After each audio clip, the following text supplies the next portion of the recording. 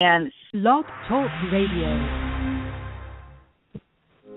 Alley Blue Media and Good Grief Worldwide proudly present Grief Diaries, hosted by Linda Sheldon Fell and Angie Cartwright.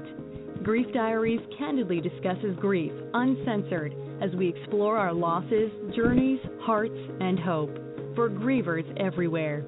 To listen to archived episodes, visit www.griefdiaries.com. And now your hosts, Linda Sheldon Fell and Angie Cartwright.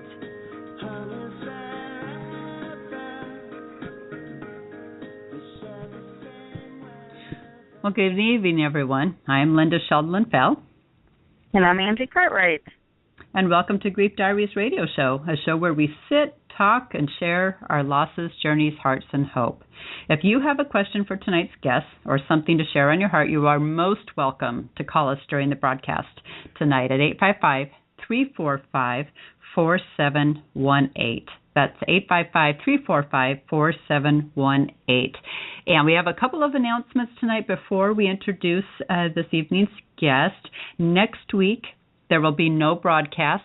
Angie and I will be on location in beautiful Los Angeles, filming the first few episodes of our new TV show called Insight TV. If you want to check out the website for that, it is www.teaminsight.tv. That's TEAMINSIGHT.TV.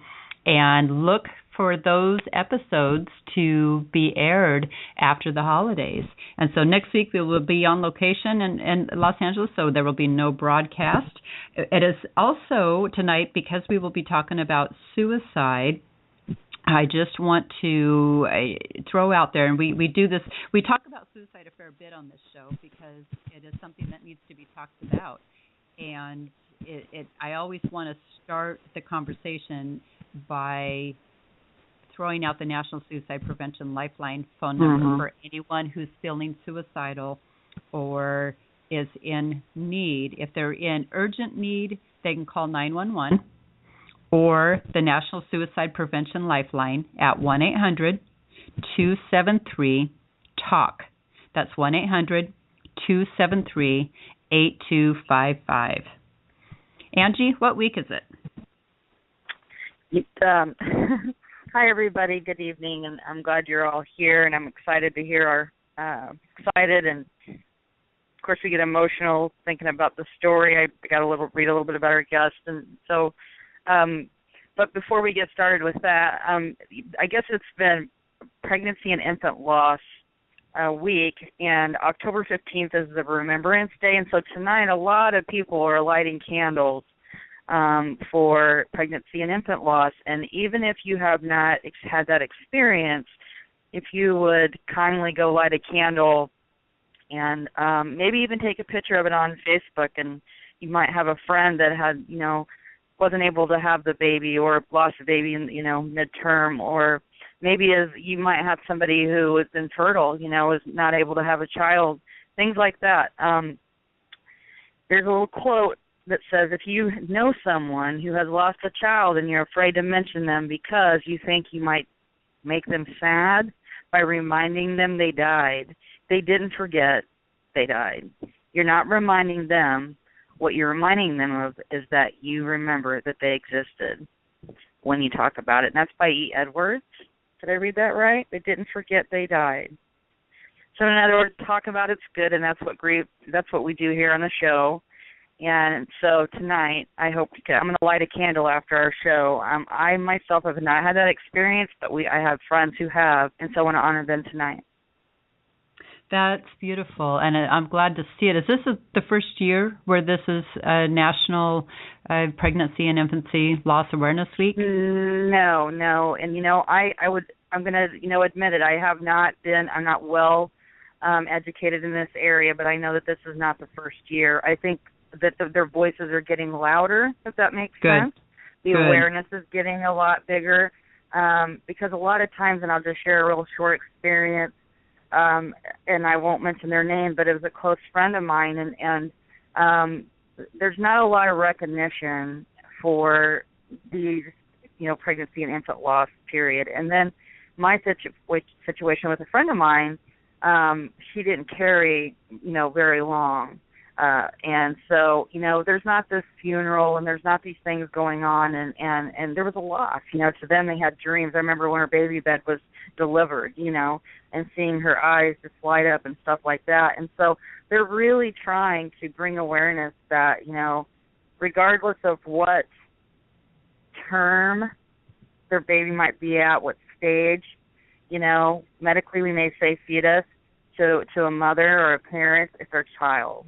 And so we're learning, they're teaching us by raising awareness. And tonight I'm seeing candles, on my news feed, and people are really trying to spread awareness about it. So wonderful. If you do not know where to post your, if you want to post a picture of a lit candle in honor of yourself or someone who's lost a baby or a pregnancy, you can go to the Facebook page Grief the Unspoken. And sure. That is Angie's Big Kahuna page on Facebook, Grief the Unspoken, and you can post it there, and it's most welcome. So tonight we are joined by guest Nina Bingham. She's the author of 5 books, including Never Enough, which is a recovery workbook. She has a bachelor's degree in applied psychology and finishing her master's in mental health counseling, but none of that prepared her for the night her teenage daughter died by hanging.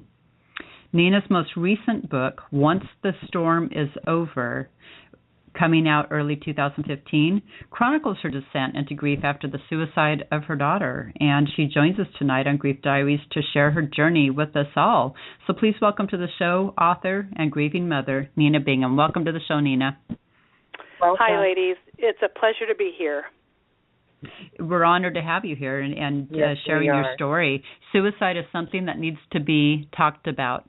We need to talk about it to remove the stigma from it and to help prevent other suicides. And so thank you for finding the courage to share your story with Grief Diary listeners. And your story is not that old. In 2013, your life changed when you lost your daughter to suicide. What happened? Well, first off, I want to say I already like you guys just by listening to that introduction, saying that, suicide is an important topic. It is important because, recently the death of Robin Williams really kind of brought it back around that even people who seem like they have everything, sometimes they battle depression. And so, and I also appreciated what you said in the introduction about a stigma being attached to suicide, because that's really what I have battled with in the last year, because, here I am studying psychology, and I've written, a recovery workbook, and I'm a life coach and a clinical hypnotherapist for the last 11 years, and my daughter committed suicide. So in the last year, I've had a tremendous struggle with sort of coming out of the closet to tell my story. But now that I'm out, it feels really great, and it feels great to be here to support other people, and that's why I'm here tonight. Wonderful. But the book coming out is the story of my 15-year-old daughter's suicide and my journey through grief. It's a very personal autobiography. It's really like reading a confessional of like what I feel I did well as a parent, and then looking back on it, what I wish I had done differently. A blogger recently who read it described it as sort of climbing up inside my soul with me, which I thought was a good description of it. It's very personal. I wrote it so that readers could actually stand in the shoes of a suicide survivor, if only, for a few hours. So the message of the book is really that suffering can create growth in us if we let it. When something like this occurs, when a tragedy of this magnitude occurs, we can either close up and dry up, or we can open up. And trauma survivors, I think, are tempted. I was tempted to withdraw from life. And I, in fact, spent a year in what almost could be called seclusion. I mean, I just went to work and came home. That's all I did. I didn't see friends. I didn't want to talk to anybody. I was like a wounded animal. And it's like when you're injured, you just kind of want to go and hide. And I think that's a natural instinct, you know. And I believe it's okay to withdraw and to take care of ourselves. During the grieving process, that's important. But for too many people, I think we can get stuck there and then never fully engage with life again.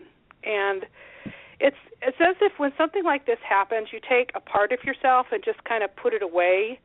You know, maybe what we do is put up walls that we don't want anyone, you know, close enough to see how badly we're really hurting. So the message of this book is that once the storm is over, it's over. I mean, it's over. It's time to step out into the sunlight and give ourselves permission to live again. I've dealt with a lot of survivor's guilt, and, you know, when I say that, I mean, I just felt like I couldn't be happy and I couldn't recreate a life because really that's what I had to do. And I think that's really important. That's really important to talk about. But I want to go back and lay the foundation because, truth be told, you know, when you deal with suicide, I think we have to openly discuss what happened to better understand why it happened. And so, with your daughter, tell us, what was, you know, did you know anything was wrong? Did you see any warning signs? Give us that history. Sure, Linda. Okay, so when she was 11, she was very, very close to her dad, and her dad passed away of Lou Gehrig's disease, or ALS. Oh, yeah. And so she went into grief, and, you know, I know the stages of grief. Of course, I've, you know, studied it and all of that, so I kept a very close eye on her. But it just seemed as if she wasn't pulling out of it. It's almost like she went into a nosedive. And you know, she really stepped her father through. His illness was very quick. I mean, it was only 6 months from the time he was diagnosed to his death, and so it was really not. And she didn't get to see him all that much, but she was there at the end when he passed. So it was very traumatic for her. It was a very quick death, and so it's almost like she didn't have time to really get to work through it or digest it. And so, she, you know, I sort of saw her going into this nosedive, and then between the ages of 11 and 15, we went through just struggles with each other because trying to get her into counseling, which she resisted terribly because I'm a counselor, and she was a teenager, so of course she doesn't want to do what mom's doing. And then, you know, finally, at the age of 14, she got so bad that she finally couldn't get out of bed to go to school anymore. And I said, okay, that's it. You know, if you won't go to counseling, then, well, actually, I said, you have a choice. You can either go to counseling again, we'll go back together, or you can get on an antidepressant. And she was really upset with me that I made her do anything, but, you know, she couldn't even get up and go to school at this point. So she chose the doctor. We went to see the doctor, and he, you know, I noticed that he wrote attachment disorder on her paperwork. So she was having trouble attaching to people after the death of her father. And he also wrote, you know, clinical depression. So he gave her some antidepressants, and she was on that for a period of about 3 weeks. And we really started, when I say we, it's my fiance and I, we really started to see an appreciable difference in her mood. I mean, she was starting to come out and have dinner with us again and play games, you know, after dinner. You know, we'd sit and play board games, and we used to invite her, you know, when she was depressed to play, and she never wanted to play. And it was like we could just never reel her in, you know, into our circle. And so she just started volunteering to be part of our circle after she had the antidepressants. And it was just like watching the sun come out after a terrible storm. It was, you know, it was just beautiful, and we were starting to feel really hopeful for her. And, you know, her grades started going up again, and she got involved with the Red Cross in her high school, and they actually named her the class representative for the Red Cross. So I was just really proud of her because she was taking the steps necessary to get better finally. She'd been in resistance for so long to it, to getting help. And, Linda, honestly, I feel that she was in such resistance because of who I am, because that was my job as a counselor. Mm-hmm. Sure. It just made it so much harder for her to admit the depth of her suffering or her illness to me. In fact, I didn't really understand how she was suffering or how ill her mind had become until I found her diary and hidden in a room, and it was just heartbreaking. Mm-hmm. She really was way more ill than anyone knew. And when I say anyone, I mean me or her boyfriend, who, they were very close. I mean, he had no idea what she was going through. Nobody did. And that was the problem. I mean, she just didn't. She pulled in and never came out of it. And so, we've heard that before, sadly enough, that suicide victims, those that die by suicide, hid it very, very well.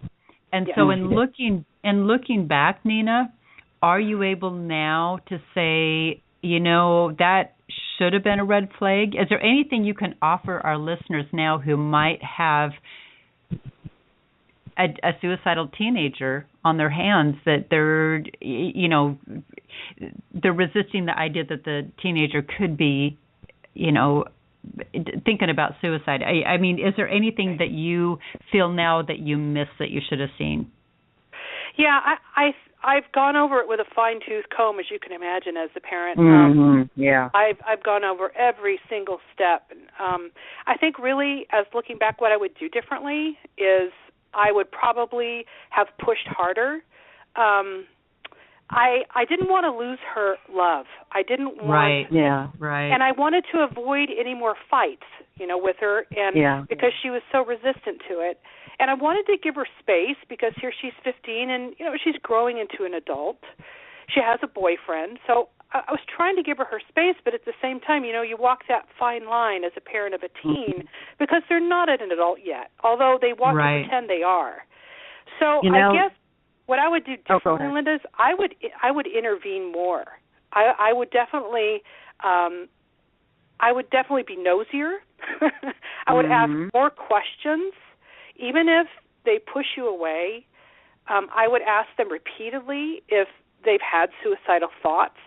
I did ask her that, and she said flat out no. Her doctor asked her that, and she said flat out no. And she'd even roll her eyes like how ridiculous to ask that, And so yet do you she did. Okay, so you found in her diary that she did have suicidal ideation? Yes. Okay. And I think that's very important. That's very important to talk about. Go ahead. I was going to bring up, with your, story, and you talk, we kind of, when we talked about, and you kind of mentioned too, all of the knowledge and experience that you had in your life, from colleges and getting the degrees and all of that stuff, and it just reminds me when we did this last year's National Grief Awareness Day, we had a counselor who did a video. And did a video and thought, well, I might lose my job, but she had lost a child as well. And she had talked in there about how there's nothing that she was ever taught in those books to prepare her for, the nightmare that she endured and is still enduring. And I think, Linda, she had mentioned you guys about her going and getting me antidepressants. And she's grieving her father, and I just me about the grief awareness. I'm just going to put a punch in there. Is that there's so many grievers who are treated with just depression, and their grief isn't really looked at whatsoever. Do you think that had anything to do? Her care. It's nothing you can have stopped. We can't stop suicide. I've lost people with suicide. I've asked the same questions. I'm fine. I'm good. My uncle died in a hospital, watched. He was being watched, and he actually did it in the hospital with meds, So I guess I don't know. I just think sometimes that I'm so grateful that things are changing, although the ones we've lost may not be able to get the change, if that makes sense. Yeah. And how we handle those who are grieving. Because detachment disorder, maybe you can help us, because I'm not a certified counselor or psychologist. Is there a difference between detachment disorder and grief, or are they similar? Yeah, well, I think the grief caused her to have a problem attaching with anybody after that. Okay. It was like she just, her mind kind of thought, well, I lost my dad, and so now I'm not going to get close to anybody, because if I get close to anybody, they're going to go away. Oh, yeah. Right. And so that's kind of the idea behind attachment disorders with kids is, and you see kids often who have come from foster care. They've been in the foster care system for a long time. You see abused children, severely abused children. These kids are the ones that have attachment disorder. So it just kind of blew me away when I saw the doctor write attachment disorder on her papers. And then it made sense completely. Because I do believe, although clinically, if you look at our textbooks, they're not going to say that an attachment problem can happen because of unresolved grief. You'll never see that. And in fact, I argued with one of my professors about that. And she still said, no, that can't be. But I lived it. And so I think what caused her death, frankly, was unresolved grief. Yeah. And I am a child that has detachment disorder. I am the foster care child and the abused child, so I understand detachment disorder. And in my life, tons of unresolved grief, tons of it. And we would lose people, and we would move on. And I was a child that got, put into foster care, alcoholic home, picture perfect in the clinical book that you just described, and was treated for depression most of my life. And it wasn't until 2010 when my mom died of a drug overdose that I started coming into other resources and finding out that I needed to treat my grief. And I didn't know it. And, not putting anybody down, back years and years and years ago, they didn't either.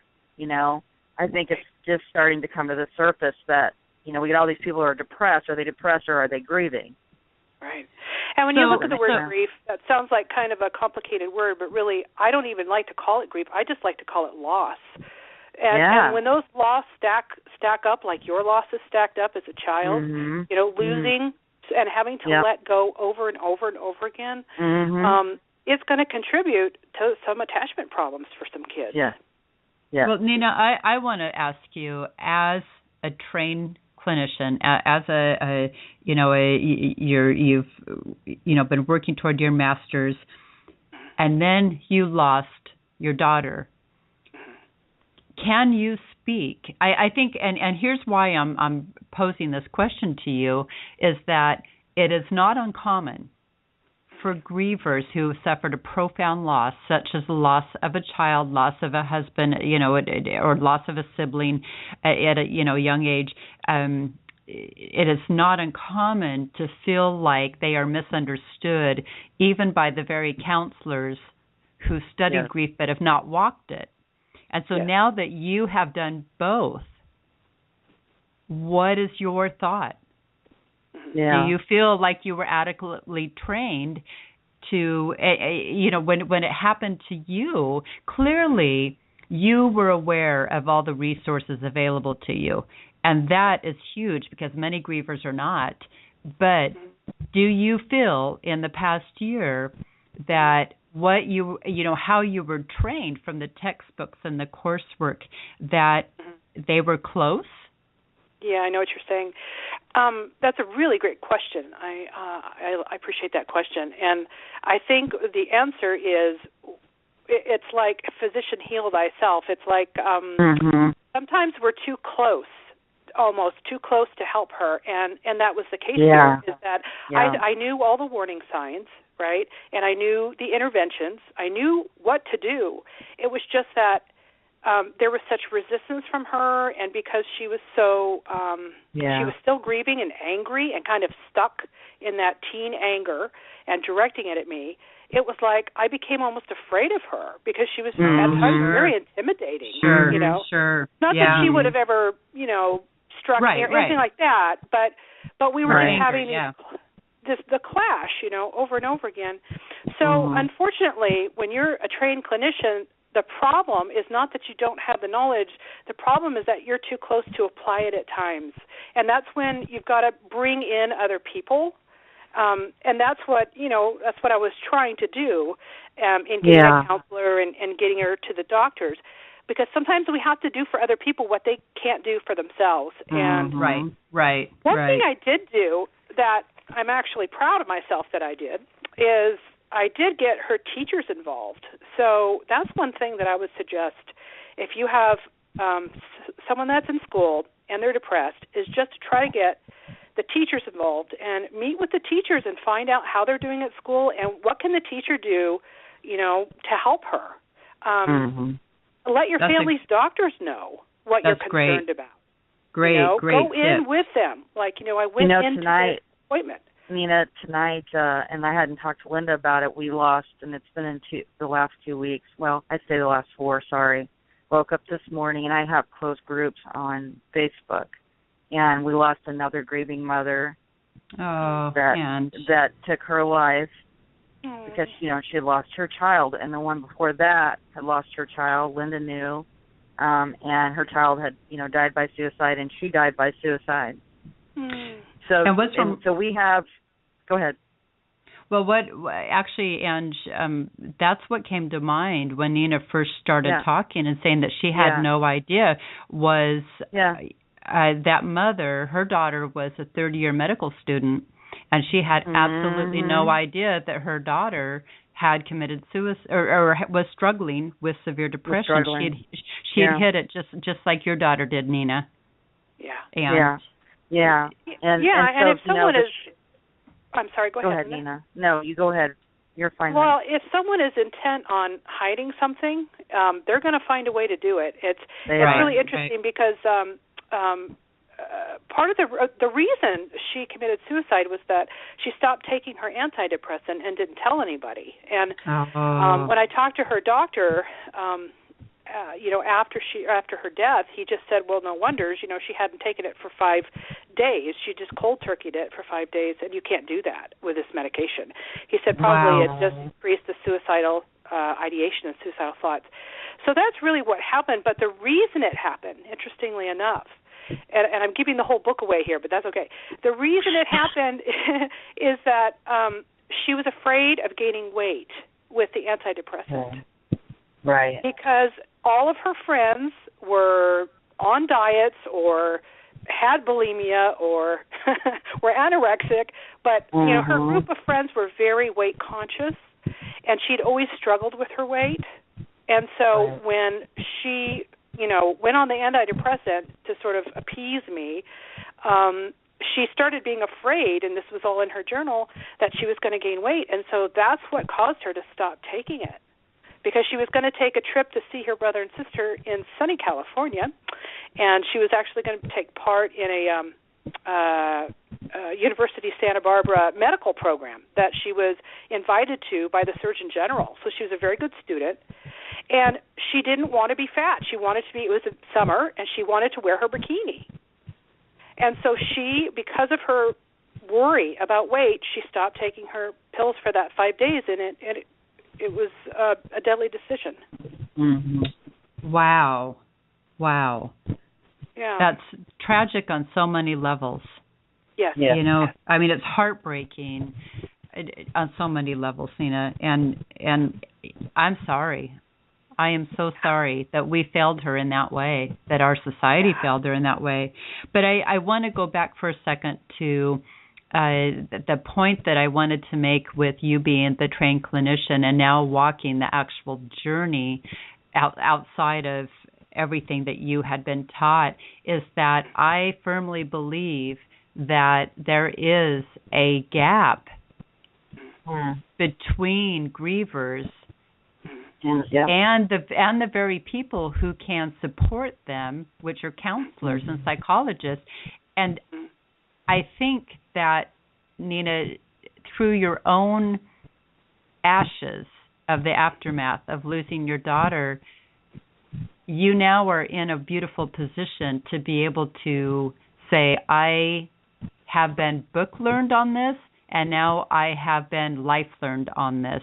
And here's where they're not meeting, and here's what we need changed. Because those of us who walk the journey who are not trained in psychology or mental health, you know, whether it be a 4-year degree, master's degree, or even PhD, we don't have any merit when we tell the counseling world that, but you don't understand. You don't understand if you don't walk it. And so it takes, it truly, in my heart of hearts, it truly takes people who are trained and then walk the journey to be the ones to look back and tell the academic world what needs to be fixed to you know, change. Support. Yeah. And so, you know, it's horrible that you have to be on this end of it, but truly, I think that's how change is going to come about. Yes. No, I completely understand what you're saying, and I agree because, you know, you read the textbooks, but then you know that textbooks are very different than real life. And so, unfortunately, I am here in this position, having, as you said, studied it and lived it. I hope that no one ever has to live this kind of a tragedy. But did my book learning help me in this? It helped me to be able to see what was going on, and at the same time, again, I didn't have the objectivity because I was just too close to her. So I think, you know, what I did is bring in her doctor. I brought in her school counselor, and I brought her to the counseling office. But could I have done more? Absolutely, I could have done more. And that's why I wrote the book, and that's why I'm here today. And I think that, you know, the book is certainly going to be a wonderful tool because of your academic career. But I think also that, you know, with regards to where we are in suicide, and I apologize, I completely lost my train of thought there. Well, gosh. I would like to say something, actually, if I could jump in. Yeah, please do. Well, I think I know where you were going with this. In that, you know, here I've been trained, and yet it happens to me anyway. It can happen to anybody, Linda. Yes. This is what I learned. That's right. And this is what I was going to say, and I apologize. It came back to me now. Is that, you know, I want to be sure that you give yourself permission to grieve, in that you did everything that you could do, and now, you know, you because of your academic experience and such, and your career experience of counseling other people, being a life coach, you know, yes, you might have seen the signs, but surgeons don't do surgery on their own family for a reason. Yes, exactly. Okay? Yeah. They do not do surgery on themselves for a reason, and they don't do surgery on their family members for a good reason. It is the same for you. It is same for you. Is that you know? So I hope you've got some. I hope that you forgive yourself for feeling. You know, I would imagine there's a fair bit of guilt for suicide survivors anyway. Yes. And I would, you know, throw it out there that I'm willing to bet you have more than the guilt that, you know, than most people, because of your academic understanding of the situation. Right, Linda, and you're right. I think I do have an extra heaping helping. And I had to, in order to move forward with my life, I had to grieve, and I had to let go of all the stigma and just come out of the closet and say, I'm a counselor, and my teen committed suicide. Yeah, because the year that I grieved was the toughest year of my life.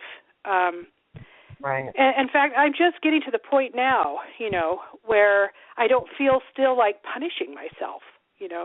And I don't mean like cutting myself or something like that, but I just mean inside my own head, you know. Yeah. Right, and I think key to healing has been letting myself fully feel my feelings. Key to my healing has been being honest and truthful with people. That's what, you know, the whole catharsis of writing the book was for me.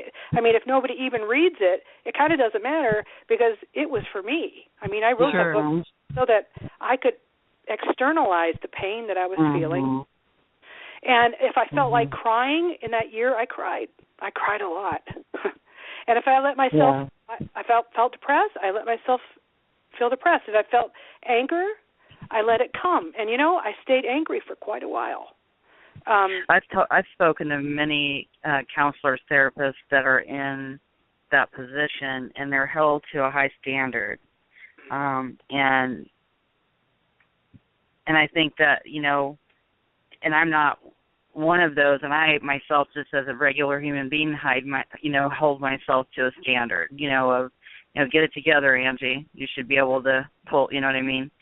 Right. But one of the things a woman that has helped me a lot understand, and I don't know if you would agree or you could expand on it, is that, you know, when she broke free and finally started to talk about it, you know, it was really life and death for herself.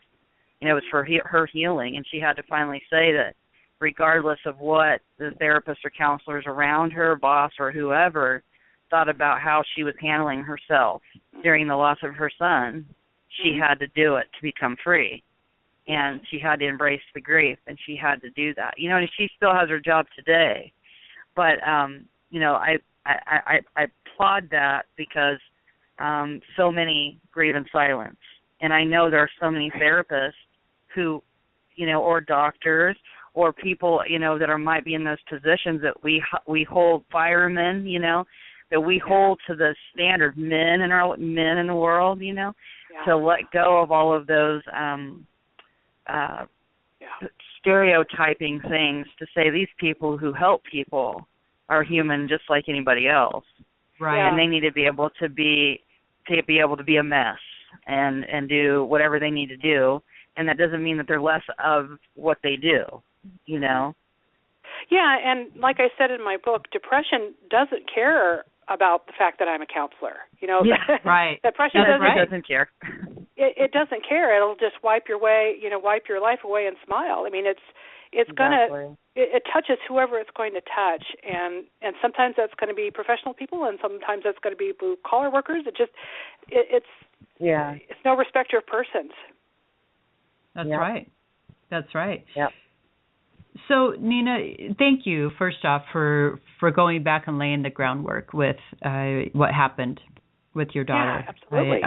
I know that, you know, it's very painful to talk about, but truly to help find solutions to prevent suicide, we've got to talk openly about how it happened in the first place. So thank you for doing that. And, you know, I'm very excited for your book to come out in early 2015 because of your unique position. Certainly you're not the first counselor or life coach who has lost a loved one to suicide, but you're one of the few that found the courage to, because, you know, just like Angie said, firefighters have house fires in their own houses. Doctors have loved ones who fall ill and die that they couldn't save. So, you know, you are no different. Yes. And yet you are willing to you know, put that out there and say, yes, I'm a counselor, and yes, I had a child who died by suicide, and I'm going to write about it so that others can read my experience, and maybe, just maybe, it can save someone else. Yeah. And I also realize that writing is very therapeutic. Not everyone likes to write, and I was one of those, but when I started blogging about my own grief of losing a child, I found it very, very therapeutic. And so good on you for doing that for your own health, your own, you know, processing your own grief. There is something that I really want to talk about, and I just think that this is really, really cool. And you put this in the book. you talk about your experiences with after-death visits with your daughter. Yes. Tell us about that. Okay. And I realize that has nothing to do with suicide per se, but I'm curious if her visits with you, if that revealed anything about the suicide. Yeah. Well, okay. So I believe I received some after-death visitations from my daughter right after the 1-year anniversary of her death. So, anniversaries are a big deal for folks who are grieving. And the holidays are coming up, and maybe we probably could touch on that because it's kind of good to have some thoughts sort of waiting because it's coming up. But at the 1-year anniversary of her death, I can remember sitting at my desk and just kind of going over again that checklist of what I did right and what I did wrong. And as I was sitting there doing that, it was kind of strange because a little bird came up to my office window and tap, tap, tap, tap, tap at me, and I look over and I thought, well, hello, and then I just caught that was kind of strange, and I went back to thinking and writing. I was writing the book at the time. And then a few minutes later, I hear another tap, tap, tap on my window, and I look over, and it's a second bird, different colored bird, tapping at me again. And I thought, this is really strange. So, but I didn't really think much of it. And then it was 3 days later that these visitations began to happen. So before you change the channel here, I think it's important to say it's not that I'm like just hysterical with grief or something. Or my fiance actually witnessed these paranormal phenomenon, and so she could tell you that they were real. So the first thing that kind of happened is my sister had made a memorial tree for my daughter, and it sits in our living room, always reminding us of Mariah. And just after the 1-year anniversary, I woke up at 3 a.m. I don't know why I woke up, I just did. And I heard a crash in the living room. It was weird because it wasn't like the crash woke me up. I just woke up right before the crash. And the dog had been sleeping beside me, and Romeo jumped off the bed and was barking like crazy. And for some reason that I can't explain, what went through my head was, oh my goodness, do we have an intruder? And then the next thought was, no, it's nothing like that. It's fine, go back to sleep. And so I turned over and went back to sleep, which is kind of bizarre. I don't know why I did that. But in the morning, I remembered hearing this crash. And so I asked my fiance about it, and her eyes got wide, and she said, well, Mariah's memorial tree got knocked over in the middle of the night, and it was laying on the ground. Yeah, when she and the dog walked into the living room that morning. So that was kind of strange, and we just kind of looked at each other. And then that afternoon, we were discussing how the tree could have fallen over by itself because it had been there for a year, it had never fallen over. And as we were talking, the TV turned on all by itself. The sound didn't come on, but the TV just turned on, and that's never happened. And we looked at each other because the controller's sitting there on the table between us, and I got kind of spooked. So I said, well, I'm going to go to my study and chill out here. And so as I turned to walk away, then I could hear the TV turn up really loud in the living room. And so I kind of ran back, and my fiance is deaf. So she doesn't use the sound on the TV. And so the TV had just turned up all by itself.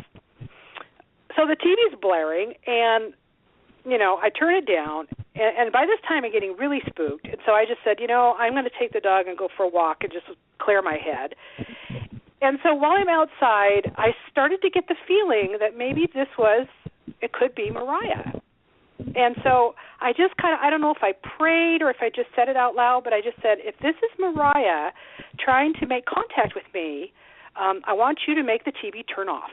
Just make the TV turn off, and I'll know it's you. And then I just continued walking, and when I got back to the house, my fiance said, you're not going to believe it, the TV turned off all by itself.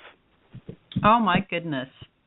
Yeah. And so at that point, I started to kind of believe then that my daughter might be trying to get my attention.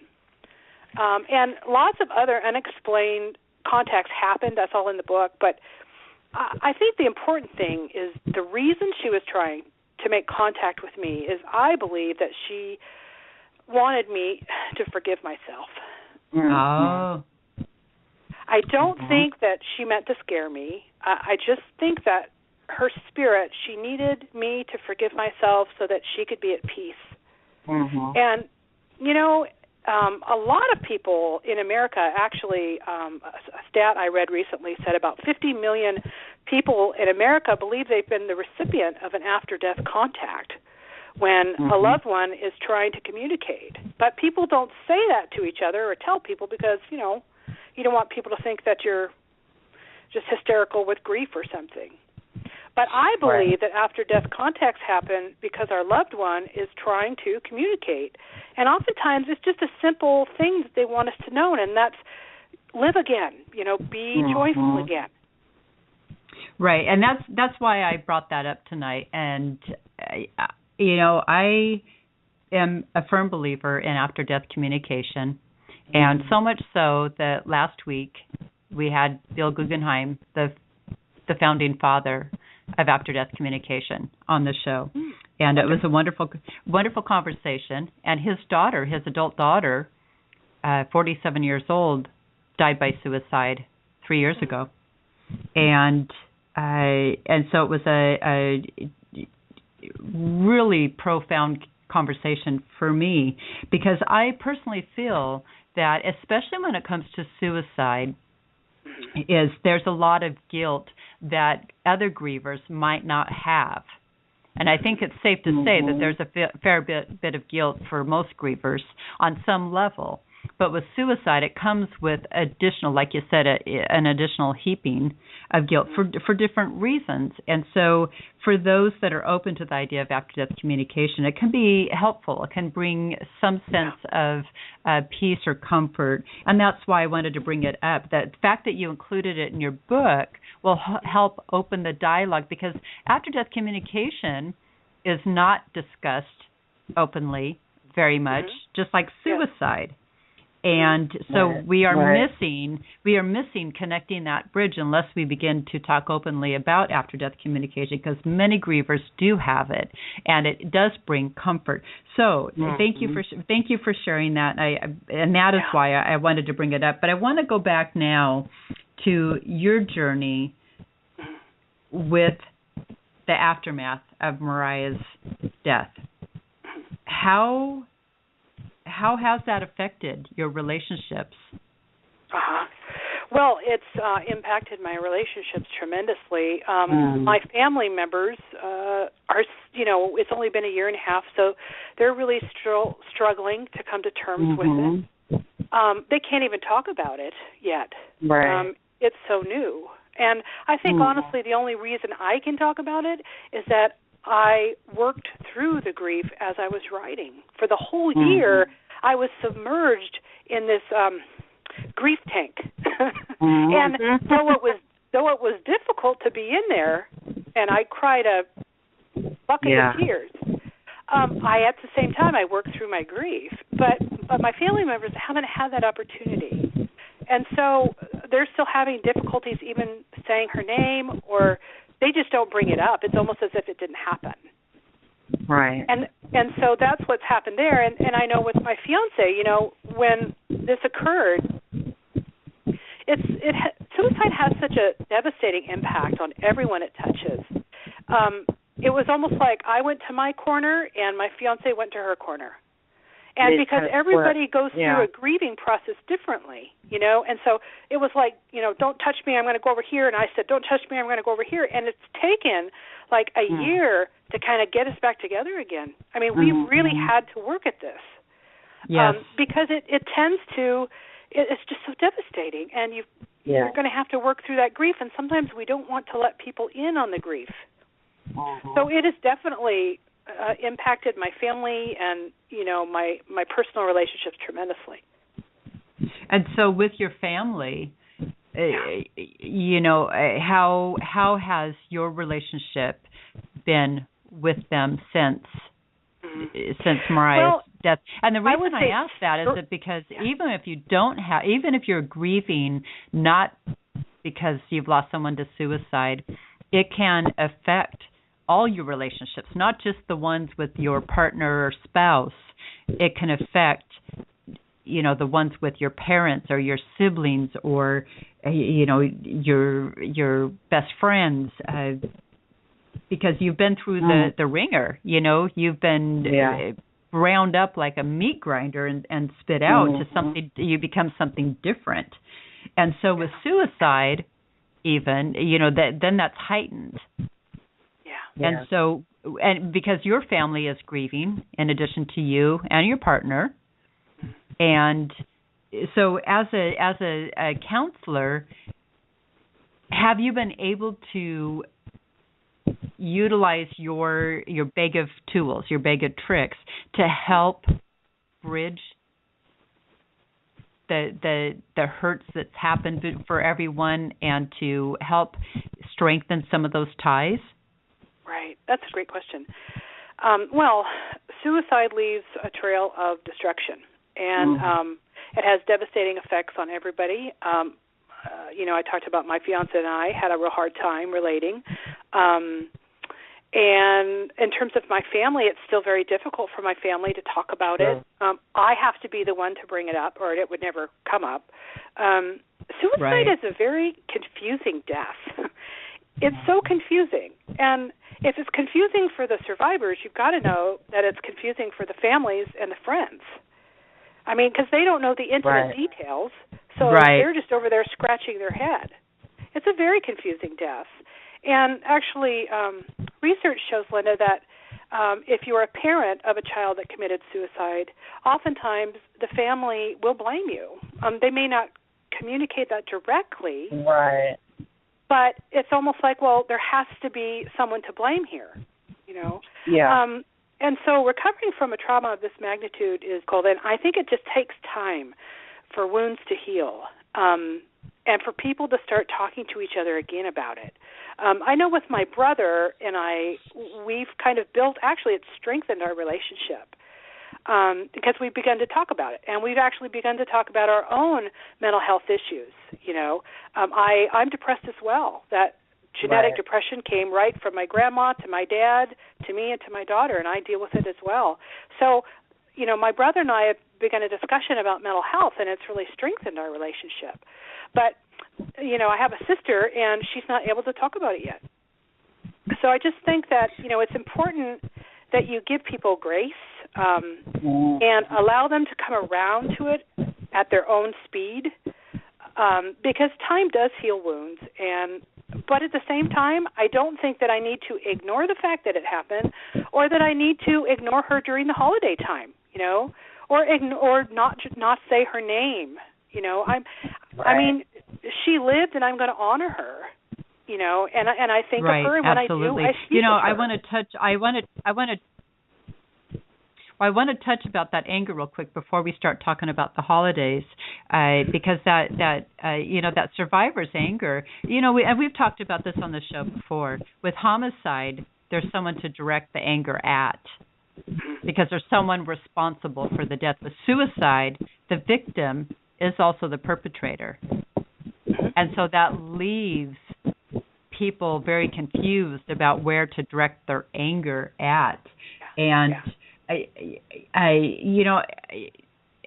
think that's an additional dynamic that grief from Linda, other losses don't have to navigate. Linda, I would love to chime in a little bit because, of course I've experienced the suicides and things like that, but my recent with my mother's drug overdose, people who have lost family members to drug overdoses kind of go through the same, and I did that with my husband as well, because we were both drinking the night that he drank, and I had decided not to drive, which was not a virtue of mine, because I was early 20s and definitely did make great decisions, but that night I decided not to drive, and and he didn't make it. But the drug overdose, the dynamics within that are similar, because you think about, you tried everything that you could do. Families try to get help, they try to call, they try to, and I am in recovery as well. So being in recovery and losing my mom from, the disease that we both had and had recovery together, there was this enraged war, and I loved how you called it. What did you call that, Nina? Your grief something when you were in there writing? The grief tank? My grief tank. I love that, your grief tank. Because I've been, I went into the grief tank as well. I'm going to be stealing that from you. I'll make sure I'll give you credit. But the thing is that we, so many different types of those kinds of deaths, finding out that, I was so enraged at her decision. Yeah. Couldn't talk. Now, if you would have said you were enraged at her decision, I might have punched you in the face, just being honest. Mm-hmm. This is at the very, very beginning, raw, ucky, just 4 weeks out, 6 weeks out. But then I would blame myself looking back at the last 2 days, when I was getting very aggravated and very, irritated by her, and so, I can relate to that part of it. And today what I had to do, and you talked about your workbook, and I haven't got to see that, and Linda and I have a workbook out, and part of what I had to realize, and I hope our listeners, and hopefully you can expand on your workbook a little bit, is that I had to finally tell myself the true picture. The truest of the true picture of my relationship with my loved one. Because in grief, the guilt takes over, and all I can see is the things I didn't do. I didn't say. I could have done. I should have done. I've been in recovery and had this disease for a long time, so it wasn't like I didn't know signs and warnings and things like that. So, but in my part of that workbook and part of my healing, because I had to do the work myself, was I found out that grief tells me many times only the hard stuff. It doesn't want me to go to the good stuff because it wants me to concentrate on the bad stuff. Does that make sense? Oh yeah. Yeah, and I finally told the true picture, and you know what? I think I was afraid to let go of that feeling because then that's that giving yourself permission to live and be happy place. Right. You did the best that you could. Right. Yeah. Well said, and what you're talking about is, anger is a part of the grief process. Sure. Dr. Elizabeth Kubler-Ross, she made famous the 5 stages of grief, and listeners have probably heard about that. And one of those stages is anger. And, I mentioned that I stayed in anger quite a while. I was furious at God. I was furious with my daughter that she didn't tell me. But most of all, I was furious with myself. Because I hadn't been able to save her. And so key to my healing was expressing that anger. I'll give you an example. This is kind of a funny example. One day I went out for one of my what I call grief walks, where your heart is twisted and it just feels good to walk. So I'm walking until I couldn't walk anymore. And while I was walking, I walked by a field. It was a big open dirt field. And I just spontaneously, it's not like I thought about this.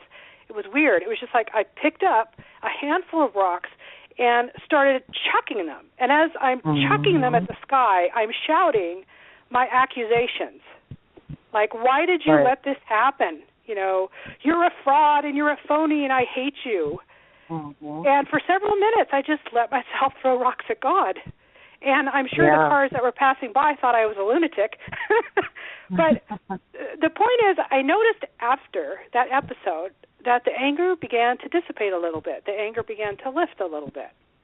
Right. So there's an important principle here, and that's to externalize your grief as much as you can. Because grief is kind of like a poison. It's like if we don't express it, we keep drinking, like you said. Those negative thoughts, those condemning, blaming, shaming thoughts, it's like drinking a little more arsenic every day. Exactly. And eventually, if we keep drinking it, it's just going to kill our spirits. And so I think externalizing grief, it's okay to be angry, just externalize it, but in a safe way. Right. Absolutely. Right. Absolutely. Well said. Well said, Nina. Yeah. I could talk to Nina forever. Could you, Linda?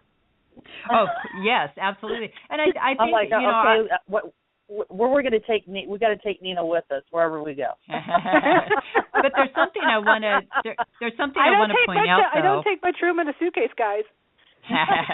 but there's I'll something. find a way. All right, you ladies. All right. Okay. There's something that I really want to point out, though, is that in speaking about Elizabeth Kubler-Ross, you know, she came up with the 5 stages of grief, and truth be told, that was my understanding of grief before I experienced it. And so when I lost my daughter, I fully expected to go through those neat and tidy stages in a certain order. Right. And that didn't happen for me. Yeah. Some days I had 3 of those. Let me finish. Some days I had 3 of those stages, and the next day I might have had no stages, and then the next day I might have had the very first stage. And I continue to experience those stages now, 5 years out. Am I stuck? I don't think so. But I now give myself permission that if I'm having a day where I feel some anger or some, you know, this, that, or the other, I allow it to unfold the way it needs to unfold organically for my journey. And I no longer hold myself to those standards of 5 neat and tidy stages. And I think that's very important, that because it blindsided me. I expected to go through those stages. I felt, okay, I know what these stages are. This is horrible, but here's what I can expect. That's not how it unfolded for me. And I think it's important for people in this day and age to say, you know, Dr. Kubler-Ross, that is a great starting point, but let's update it a little bit. Right. It is a great template, and, you know, I learned it when I was in, getting my degrees, and I expected that too, Linda. I mean, that's what they told me to expect. So I was waiting, and I had it all memorized, you know, D, denial, A, anger, bargaining, D, depression.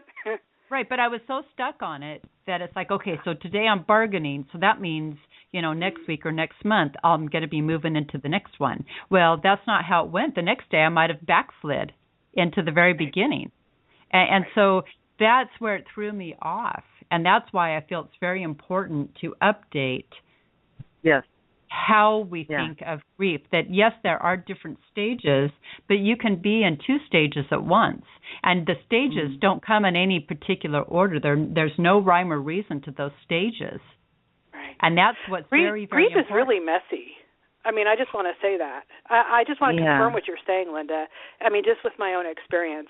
I wish I had a little box that I could just put my grief in and put it away. And, you know, when it was convenient, I could pull out my little box and, you know, cry for a little bit and put it away. But it doesn't work like that. And it certainly is not textbook, you know. Right. There's no textbook about it. It's just something, it's very individualized. Yeah, it's very individualized, Linda, my heart is like, you know how I am. My heart, when I start feeling something, my heart starts to get real racy, and I'm like, I want to talk. Shush, Angie, you need to quit interrupting. Okay, I will. I have to say this because there's even better and newer information on that whole Elizabeth Kubler-Ross, which laid the foundation. She was the only one at her time doing the work. There is a long-term, if you look it up, there's been a misconception in how she actually had meant for what she meant for those stages. She meant for the stages for those that were passing away. She didn't mean for those stages for those who were left to grieve. Yes, that's right. And that is why many grievers struggle, because they find themselves not able to go through, or there's, you know, and I could name 20 to 30 different things I did, and Linda could probably list 20 to 30 different things, or, you know, the same similar things or whatever, and no one is the same. But there's a big misconception that needs changed, and it's definitely documented, that her 5 stages were meant for those who were passing, not for those who were grieving. And they still teach that today in school. They still teach that today in school, and it's my hope with National Grief Awareness Day that we can get that changed. Yes. That is true. And, here I've studied it and I know it like the back of my hand. And yet when it comes to grief, I go right to that template because that's the way our brains work. We want a method. There's got to be a method to this madness. Mm-hmm. We need, we're a society that wants to fix people. Yeah, but I think it's okay once we bring it out, as Angie has coined it, bring it out of the darkness and into the light by being more vocal and okay with being vocal with it, then we will eventually be okay that it's messy, that it's not a neat and tidy template or a cookie cutter process. And so what we do by updating that is for future generations when it comes their turn, because loss affects everyone at some point in their life. And so by updating it now and saying it's okay for it to, it is messy, and that's okay. So that future generations no longer have that expectation like I did and Nina did, that it's going to fit into this nice little and I can judge how I'm doing by where I'm at and what stage. And because what happens when we get caught up in that in that standard of, oh gosh, I'm in this stage, and so that must mean that I've made some progress. Well, the next day you could be 2 stages different, and you think, oh, I backslid, oh my gosh, that kind of thing. And so we pave the way for future generations to be better supported because the journey itself is better understood. Yeah, I agree. And we also but it's interesting because I can tell you that from the textbooks, it's still being taught in school. If you go back in the textbooks and look, that these are the 5 stages of grief. But if it fails to mention what you brought up, which is a good point.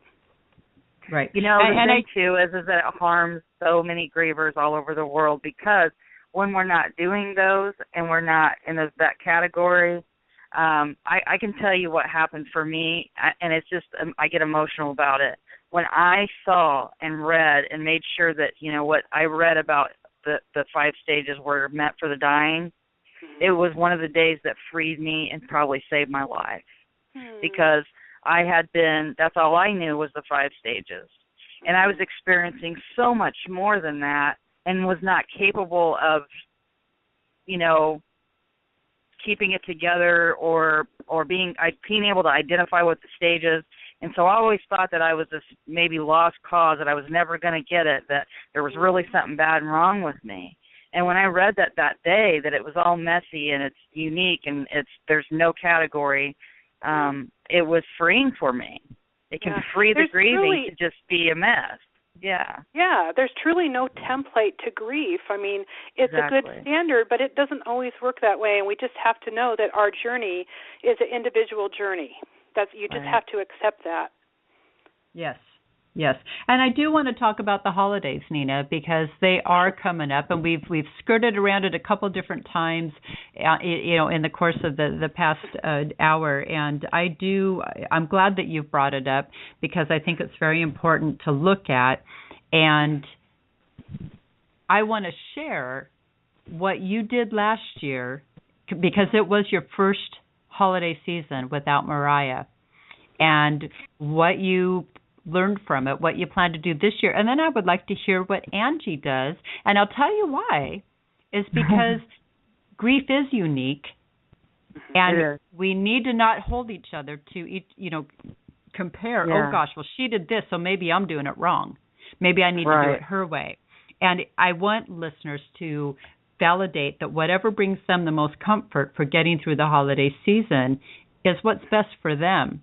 But by sharing what we do, it might give them something that they, I hadn't thought about that. So, Nina, tell us about last year as your first holiday season without Mariah, and then how that has helped you, maybe helped you, or what your thoughts are going into the second holiday season.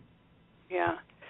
Well, I used to look at people who had the holiday blues, somebody who had lost a loved one, and just kind of feel sorry for that person, but I couldn't relate to it. I never really lost anybody significant. I guess I was really blessed that way.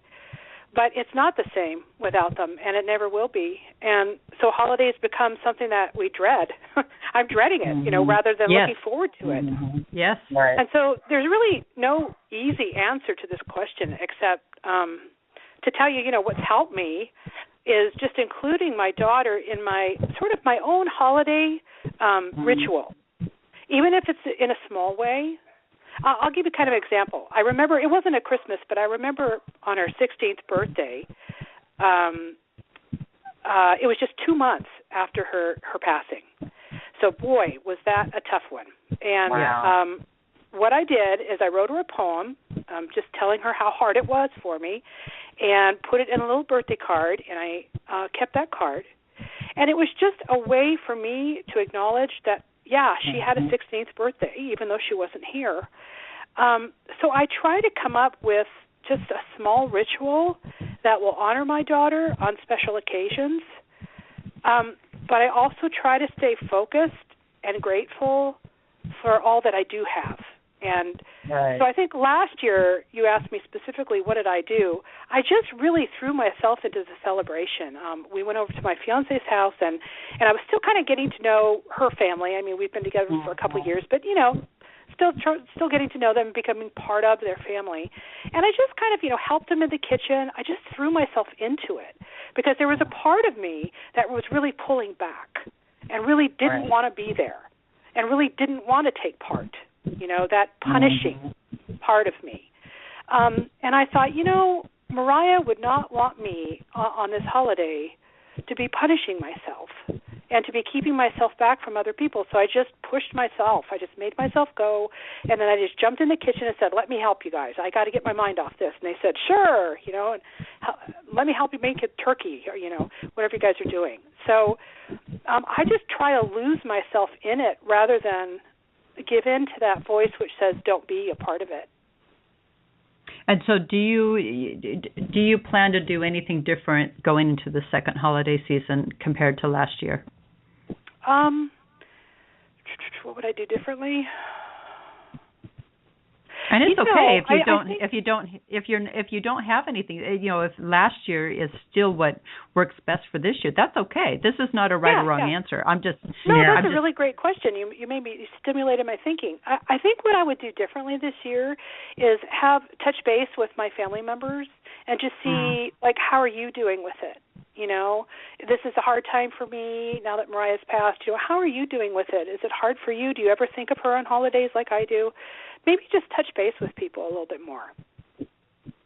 Yeah, beautiful, because they are.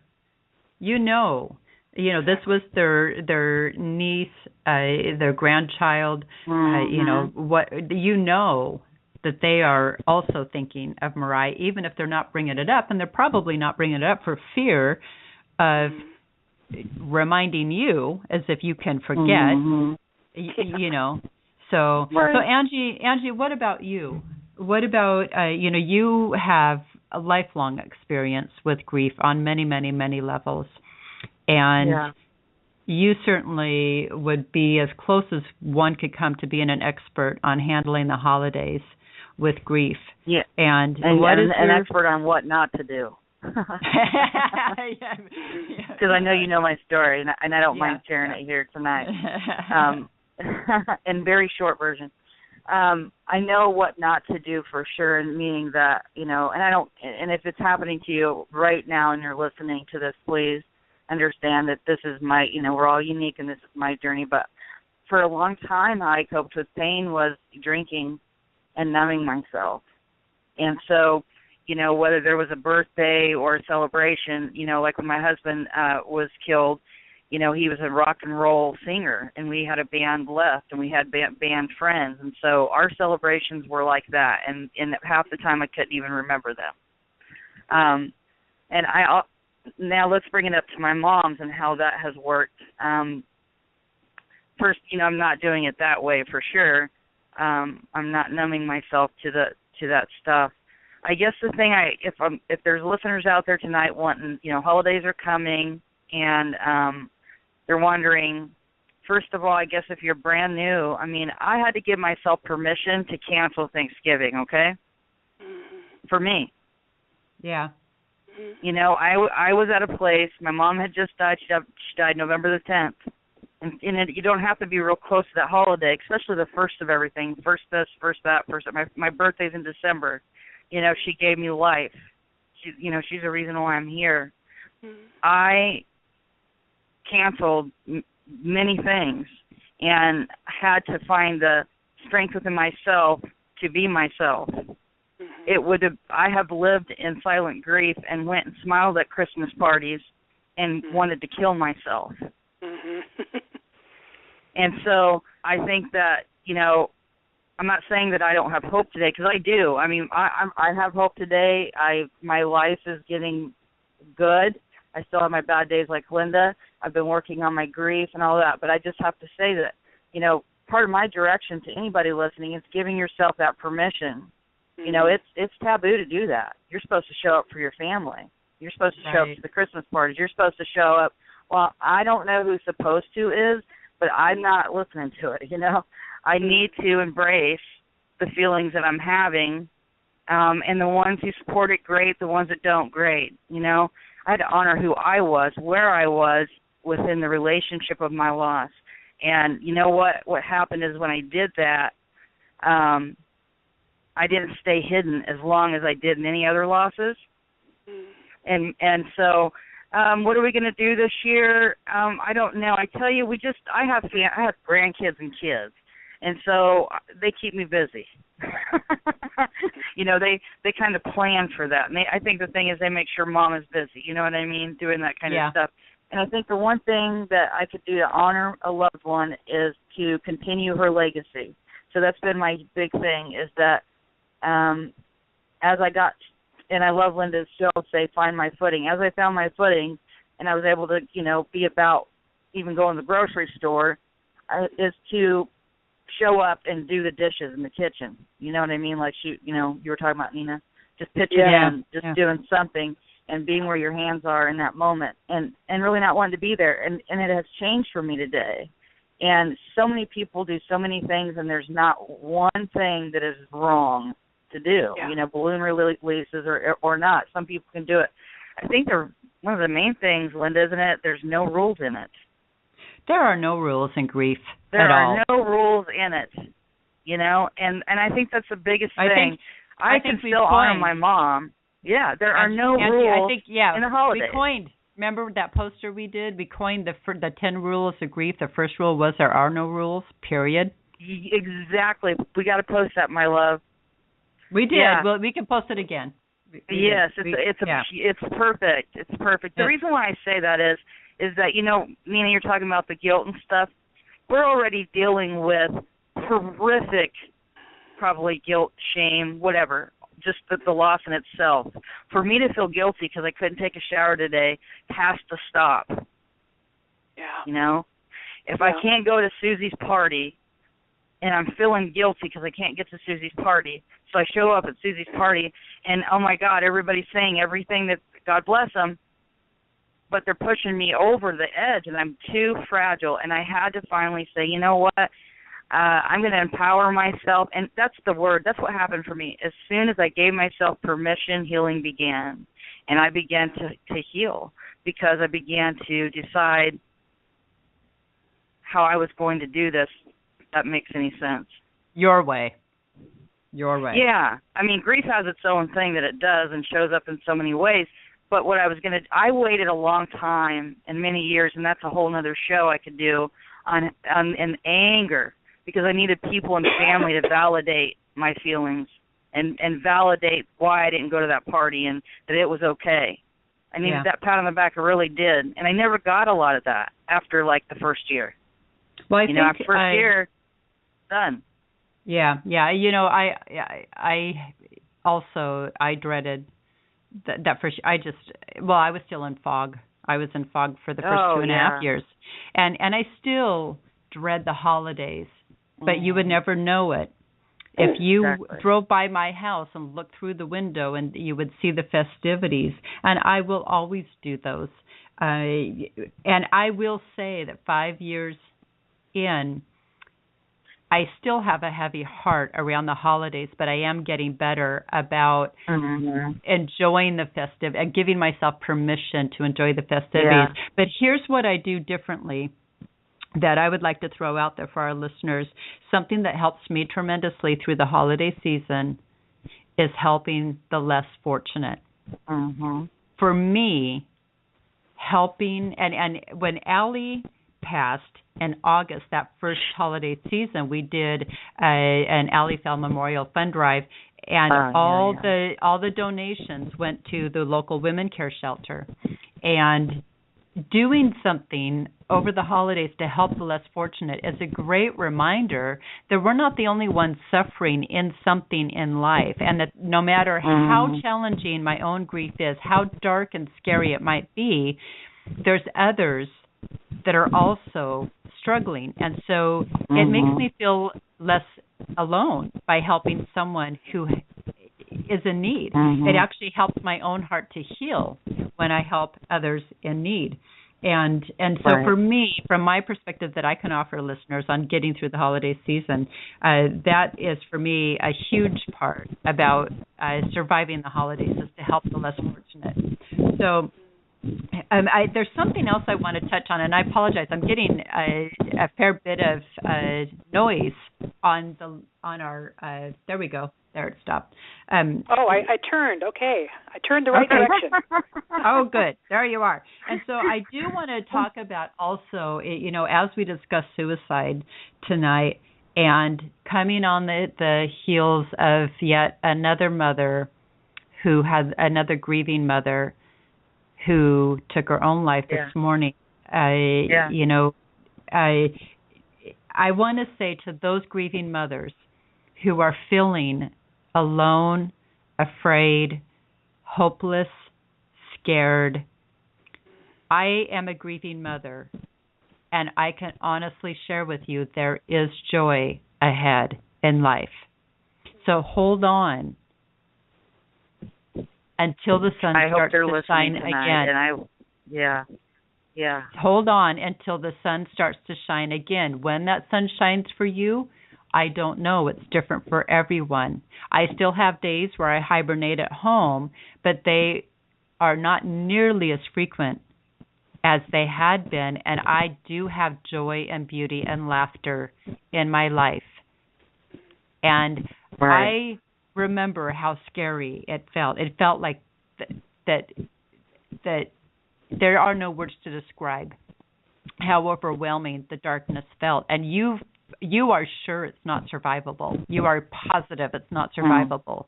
Yet I had my grandmother who had lost 3 children in her lifetime. I knew she survived it. And by the time I came along into her life, she was a lovely, lovely lady who laughed often, gave plenty of hugs. And I knew if she could survive losing 3, I could survive losing 1. And so tonight, as we talk about suicide, and we have yet another grieving mother take their own life this morning, I just want all those grieving mothers out there to know there is sun waiting to come out in your life. You just have to hang on until it does. And if it can come out for me, it can come out for anyone. Thank you, Linda. I appreciate that, Linda. Thank you. Yeah. Well, that's heavy on my heart.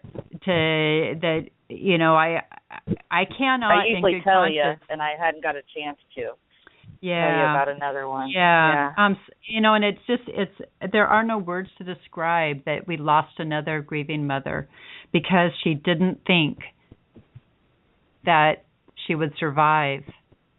And it is survivable. It is survivable. And so if you are one of those grieving mothers and you are struggling, or if you are any person, whether you've got grief in your life or not, but you're struggling, please call the National Suicide Prevention Lifeline at 1-800-273-TALK, 1-800-273-8255. They will give you assistance. Okay? So I urge you to pick up the phone, you can also go to Angie's, the main group on Facebook that Angie created in the aftermath of losing her mom is Grief the Unspoken. Connect with Angie there, and you can get into one of the closed grief groups that's specific to your grief, whether it's loss by suicide, homicide, losing a child, a parent, a partner, a sibling. Angie has over 20 closed groups that are specific to every kind of grief imaginable. And you can go in there and share your heart and be among others who are sharing your same loss. So you are never truly alone. You know, guys, I want to jump in and just say one thing I wish I had done differently is I wish I had gotten a lot more support than I did. And I think that's probably the one largest thing that I did wrong is that it's almost like I didn't think I deserved it because I was dealing with so much guilt and putting so much blame on myself. It's like, well, you don't even deserve support. You know, you don't need to be understood, you know. It's that really critical voice that keeps us from reaching out. And the truth is, it's not the truth. The truth is there are people who will understand exactly what you're going through. Yeah, absolutely. Yep. Thank you for bringing that up. We need support. And, and I think that, again, with suicide, there's that extra heaping of guilt, as you so perfectly coined it, Nina. I think that prevents many people from getting the support they deserve and need. Right. Well, I think for me, it was the fear of being judged, you know. For me, to heal has meant to be able to live life free of the stigma of suicide. And I think you can't get to that place of freedom unless you're willing to sort of come out of the closet. I mean, that's where the freedom is. It's not in the closet, it's out of the closet. And it's you giving yourself permission to do it. Yeah. That's right.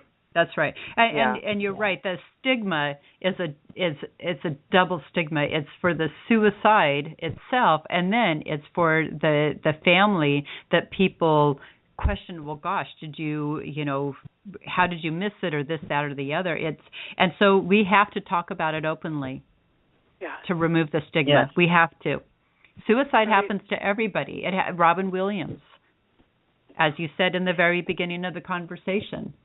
Yeah. And it can happen to... I'm sorry, go ahead. It affects every culture in our world. It knows no boundaries, no social boundaries, economical boundaries, religious boundaries. Suicide can happen in anyone's life, in any family.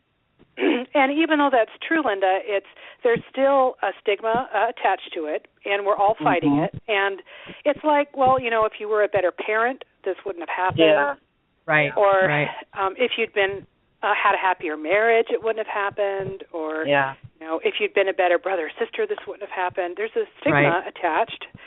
And in order to recover, I've had to let go of the fear of being judged.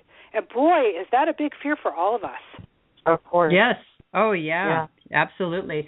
Well, ladies, we are down to our last 2 minutes of tonight's broadcast. And Nina, I went so fast. Nina, I can't thank you enough for joining us tonight and sharing your very tender story. And that's why we do this, because it's healing not just for everyone else, but it's also healing for us. And we're grievers.